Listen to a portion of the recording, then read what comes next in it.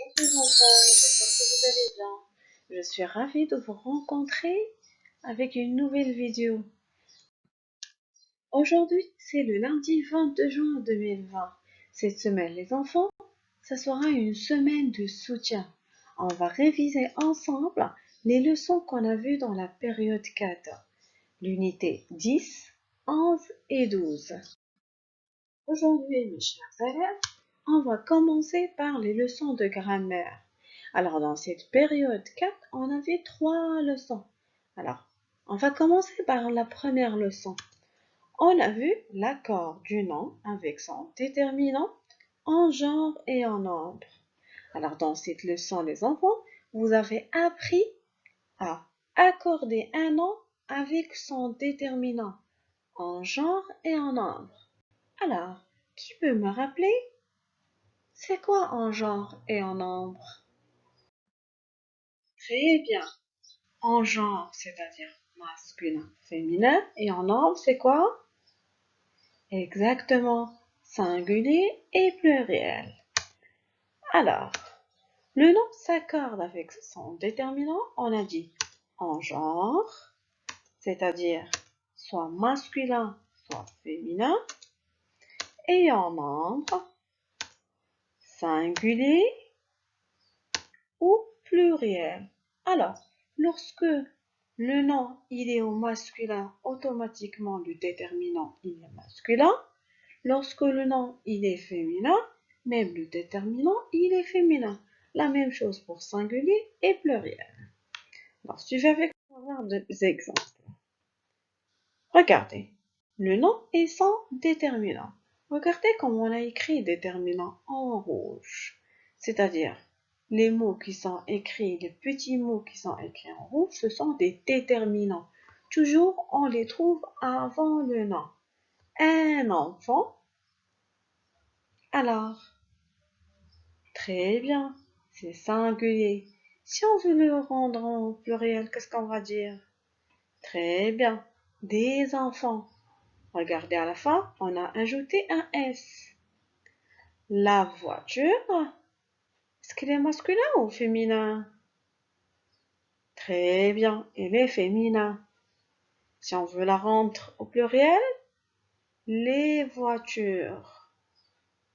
Mon frère, quel est son genre? Exactement, masculin. Si on veut le rendre au pluriel, pardon, mes frères. Alors, observez avec moi les enfants. Toujours, les mots, les noms, si on veut les accorder au pluriel, toujours à la fin, on ajoute un S. Il ne faut pas oublier ça. Et les mots qui sont écrits en rouge, comme un, des, la, les, mon, mes, ce sont les déterminants. On les trouve toujours avant le nom. Très bien les enfants. Maintenant, on va passer à la deuxième leçon. On a vu la forme de la phrase. La phrase, elle peut être affirmative ou phrase négative. Alors les enfants, dites-moi, c'est quoi la différence entre phrase affirmative et phrase négative? On commence par la phrase affirmative, les enfants. Ou plutôt, la phrase négative. Elle comporte une négation. Toujours, on trouve ne pas.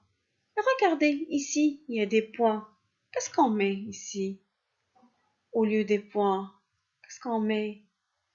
Très bien, le verbe, on trouve toujours le verbe.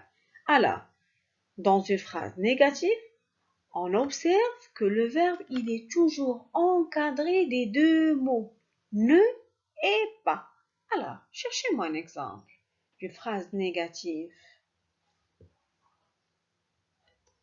Nabil n'aime pas jouer au football. Alors, regardez les mots que j'ai écrits en rouge. N apostrophe et pas. Très bien, ça montre qu'il y a une négation. Maintenant, on va parler, c'est quoi une phrase? Affirmative et ne comporte pas une négation. Alors, la phrase qu'on a vue tout à l'heure. Nabil n'aime pas jouer au football. Si on veut la rendre Une phrase affirmative, qu'est-ce qu'on va dire? Très bien. Nabil aime jouer au football. Regardez, qu'est-ce que j'ai supprimé? Ne et pas. C'est-à-dire, il n'y a pas une négation. Très bien, les enfants.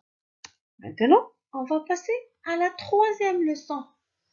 On a vu le type de la phrase, phrase déclarative ou phrase interrogative. Très bien. Alors, observez avec moi. Une phrase interrogative sert pour demander un renseignement. Elle finit toujours par un point d'interrogation. Exemple. Où es-tu? Regardez. Où es-tu? On pose une question. Et à la fin de cette phrase, il y a un point d'interrogation. On passe à une phrase déclarative. Elle sert à répondre à une question. Alors, au début, on a dit une phrase interrogative. Où es-tu? Si on veut répondre à cette phrase, on peut dire je suis chez le dentiste. C'est-à-dire la phrase déclarative, elle sert à répondre à une question ou à répondre à une phrase interrogative. Très bien. Alors les enfants, ce qu'on va faire maintenant, on va faire des petits exercices, des activités de soutien. On a fait un rappel ensemble. Maintenant, je vais vous demander de faire les activités suivantes. Vous allez prendre votre cahier de devoirs, écrire la date d'aujourd'hui, le lundi 22 juin 2020, activité de soutien, grammaire. On commence par le premier exercice. Exercice 1. Suis le modèle. Le chien est grand. La chienne est grande. Alors, le chien, quel est son genre, les enfants? Très bien, il est au masculin. Alors, si on veut le rendre au féminin, on dit la chienne est grande. Alors, en même temps ici, il y a l'accord du déterminant et même l'adjectif grande. Vous vous rappelez de ça? On a déjà vu dans la période 3. L'accord de l'adjectif. Alors, j'ai un chat doux. Le coq est gros. Est-ce que c'est clair, les enfants? On passe au deuxième exercice maintenant. Transforme ces phrases affirmatives en négatives. Victor aime l'école.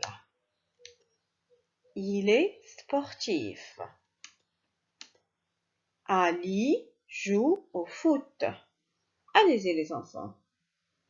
Faites-le et on passe au troisième exercice.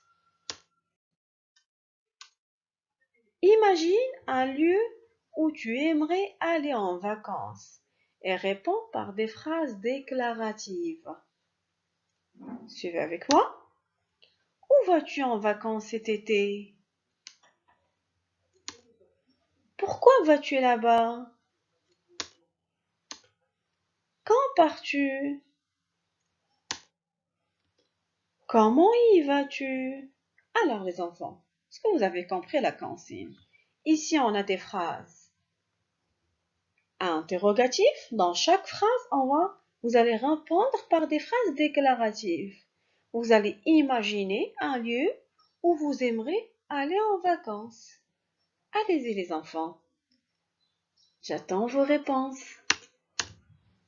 Je vous dis à bientôt. Au revoir.